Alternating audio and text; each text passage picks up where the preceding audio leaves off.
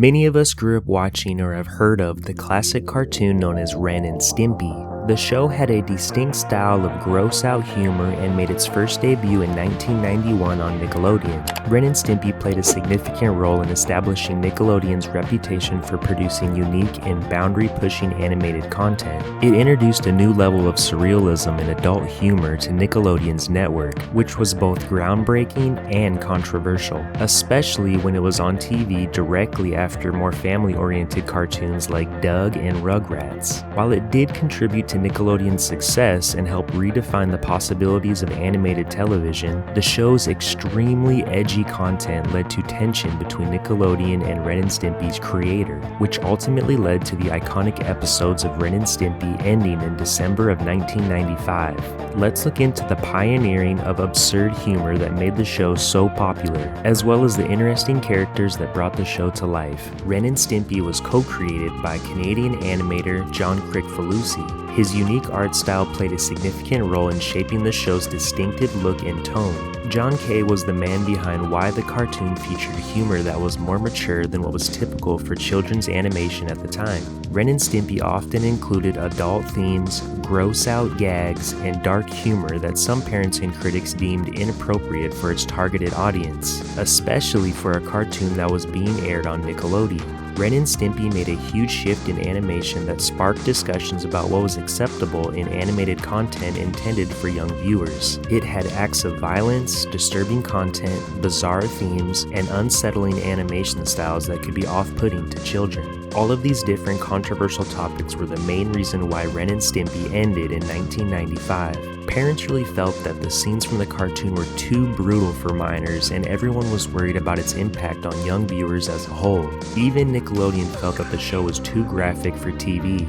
Ren and Stimpy still gained popularity from all ages because of its controversial themes. True fans thoroughly enjoyed the 4 years of the cartoon where they got to experience the crazy escapades from the clever duo, making Ren and Stimpy go down in history for its creative content. Ren and Stimpy's reputation may have been known for their use of gross humor, but the show would be nothing without the amazing cast of characters created by John Kricfalusi, starting off with the neurotic chihuahua known as Ren. He was often portrayed as the more intelligent character, but was also incredibly unstable and had random acts of rage. Ren's appearance is characterized by his large eyes and constantly agitated expressions. He also had a very distinct voice, which was provided by John Kricfalusi himself. However, due to creative differences, Kricfalusi was eventually replaced by the voice of Billy West. Despite his small size, Ren had an intense need for dominance and control over his surroundings, which often led to many comedic misadventures. Ren's close friend was his housemate, Stimpy. Stimpy was a more dim-witted, overly optimistic cat. One of the defining features of Stimpy's character was his love for gross and absurd humor. He often engaged in activities that resulted in bodily fluids or other grotesque elements. Stimpy's big blue nose, large round eyes, and simple design made him a very distinctive character. He had a high-pitched voice which was originally provided by Billy West throughout most of the series. So we souped it up and it became like a real whacked out kind of like happy, joy, joy. Stimpy was known for his playful and innocent nature, often getting excited about the simplest things. He was easily amused and had childlike emotions. His personality contrasts sharply with Ren's, which made their interactions the central humor of the show. The two characters Ren and Stimpy combined made for tons of over-the-top humor, which contributed to the show's reputation for pushing boundaries and being unconventional for its time. I have to mention my favorite character known as Powdered Toast Man. He was a superhero and a recurring character known for his bizarre abilities. Powdered Toast Man wore red briefs, and his head is a giant piece of powdered toast with human-like face and arms. Powdered Toast Man's segments in the show often mocked various aspects of superhero culture and commercialism. Despite his odd appearance, he was intended to be a superhero who fights for justice. He could fly and even shoot cinnamon out of his eyes. His catchphrase, Leave everything to me! Was often followed by comedic misadventures or exaggerated displays of heroism. Another notable character from the Ren and Stimpy show was Mr. Horse. Known for his unemotional demeanor and his catchphrase, "No, sir, I don't like it." Mr. Horse was portrayed as a muscular, human-like horse with an often blank expression. Despite his imposing appearance, Mr. Horse was usually shown as a reluctant and somewhat pessimistic character. His lack of enthusiasm and his dismissal of various events contribute to the show's overall irrelevant and humorous tone. As with many characters in the Ren and Stimpy show, Mr. Horse appearances were meant to subvert expectations and provide comedic contrast. His actions made him a memorable and iconic character among his fans, and his catchphrase is still remembered till this day. Behind everyone's favorite cartoon lie some hidden secrets that have eluded us. Let's take a look at some of the lesser-known details about the Ren and Stimpy show. When thinking of Ren and Stimpy, the first thing that comes to mind is likely the unusual art style and characters. John Kay had the enjoyment for classic cartoons. The character design for Stimpy actually came from an old Tweety Bird cartoon. John Kay got inspiration from the big-nosed, distinct characters from Tweety Bird, eventually turning that inspiration into Stimpy's signature look.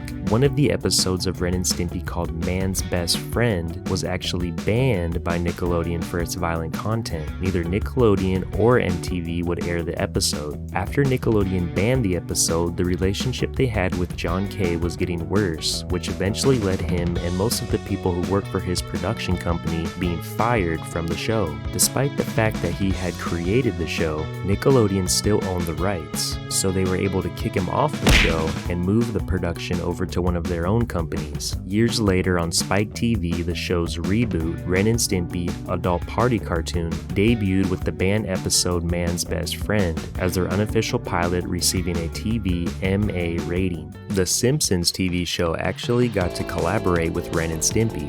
John Kay was approached by the producer of The Simpsons and was asked to do one of the infamous Simpsons couch intros. They wanted John Kay to use his trademark style to bring the Ren and Stimpy animated look to America's favorite Simpsons cartoon. The finished product turned out amazing and really gave you that signature Ren and Stimpy artistic look blended in with the iconic Simpsons intro. While the original theme song for Ren and Stimpy is much loved by fans, they would have to admit that a theme song written and performed by Kurt Cobain from Nirvana would have been much better. Believe it or not, this is almost reality. A young Kurt Cobain wrote and performed a theme song for Nickelodeon's consideration. Surprisingly, Nickelodeon executives actually turned this version of the theme song down, something that they probably regretted when Kurt Cobain's band Nirvana became a household name and started touring all over the world. There was a Ren and Stimpy episode that not only got banned, but didn't even make it to television, something that still bothers many of the die-hard fans. The unaired episode was called Life Sucks and never managed to make it off paper. It covered extremely heavy topics like death and slavery. John Kay purposely released an animatic of the show so that fans would still be able to enjoy it. Sadly, this isn't anywhere near as good as a fully animated version, but it's amazing to see that there is still evidence of a Ren and Stimpy episode that never made it off the white paper. Ren and Stimpy came into many of our lives at a young age. It may have been bizarre and disturbing, but the audience of the show was attracted to it because it was something never seen before on television at the time, pushing the boundaries of all aspects of animation and adult themes. Ren and Stimpy's legacy is etched into history due to its daringly explicit humor, and to this day, individuals across the globe enjoy revisiting its earlier episodes. If you have a good memory of watching Ren and Stimpy or favorite episode, let me know about it in the comments. Thanks again so much for checking out the Brain Booster Lounge. I really appreciate all the support and feedback so far. I'm looking forward to putting out more videos of nostalgic memories and inspiration for everyone.